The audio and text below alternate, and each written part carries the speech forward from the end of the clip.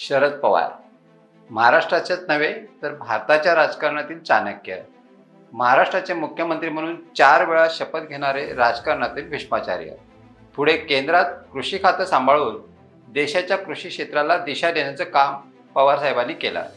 राजकारणानंतर भारतात सर्वात लोकप्रिय असलेल्या क्रिकेट विश्वात देखील शरद पवारांनी मोहर उमटवले.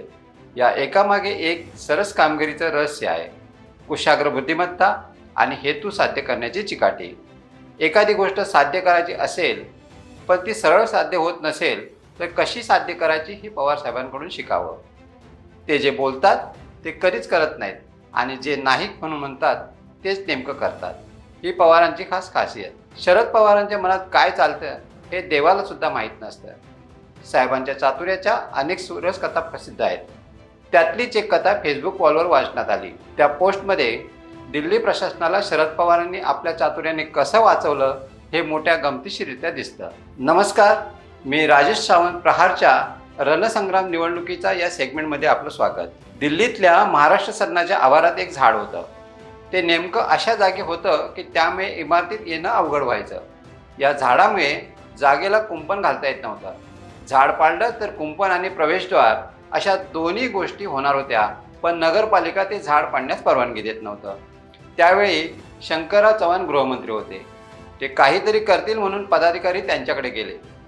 शंकरराव म्हणाले, छे छे, हे बेकायदेशीर काम आहे. झाड न पाडण्याचा नियम आहे, तो तोडता येणार नाही. नियम आहे त्याचे पालन झाले पाहिजे.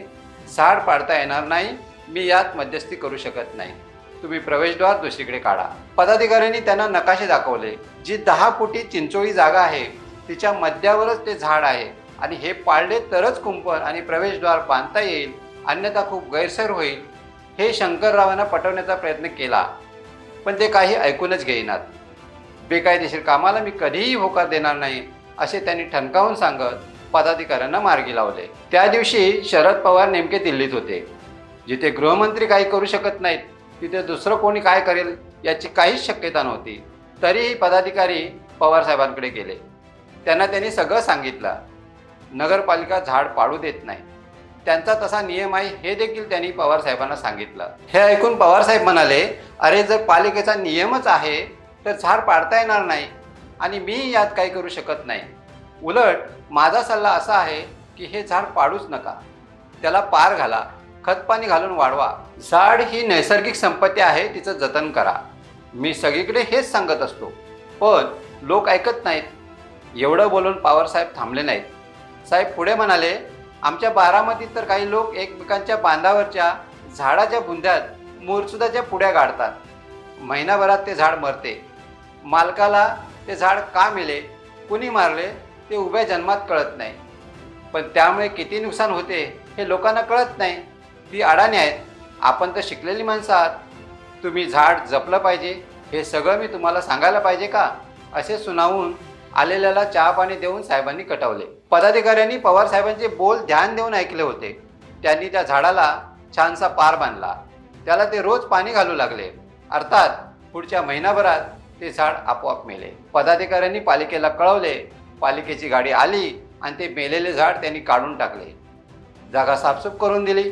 पदाधिकाऱ्यांनी पवारसाहेबांच्या हस्ते भूमिपूजन करून कुंपणाची भिंत आणि प्रवेशद्वार बांधून काढले. आता ही कथा सध्याच्या राजकारणात कशी बरोबर फिट होते ते पहा. शरद पवार या नावात काहीही वळणं नसली तरी त्यांचं राजकारण मात्र वळणावळणाचंच आहे. शरद पवार 4 वेळा महाराष्ट्राचे मुख्यमंत्री झाले, पण एकदाही त्यांना 5 वर्षाचा कार्यकाळ पूर्ण करता आला नाही. विदेशी बाई स्वीकारणार नाही म्हणत काँग्रेसची फारकत घेऊन त्यांनी राष्ट्रवादीची स्थापना केली. पुढे सत्तेसाठी सोनिया काँग्रेसशी आघाडी केली. शिवसेना प्रमुख बाळासाहेब ठाकरे हे नेहमी शरद पवारांवर बेभरवशाचा माणूस म्हणून टीका करायचे. बाळासाहेब नेहमी पवारांना मैद्याचं पोतं म्हणून हिणवायचे. त्याच पोत्यावर आज उद्धव ठाकरे जाऊन बसलेत. बाळासाहेब हयात होते तोपर्यंत पवारांची काही डाळ त्यांनी शिजू दिली नाही. मात्र आता शरद पवारांनी कूटनीती वापरत शिवसेना कशी संपेल याचा कट रचला. पवारांनी एका दगडात 2 पक्षी मारले. त्यांनी आधी शिवसेनेला भाजपाशी फारकत घ्यायला लावली आणि काँग्रेसच्या दावणीला आणून बांधले. मग सेनेचे 2 तुकडे झाले.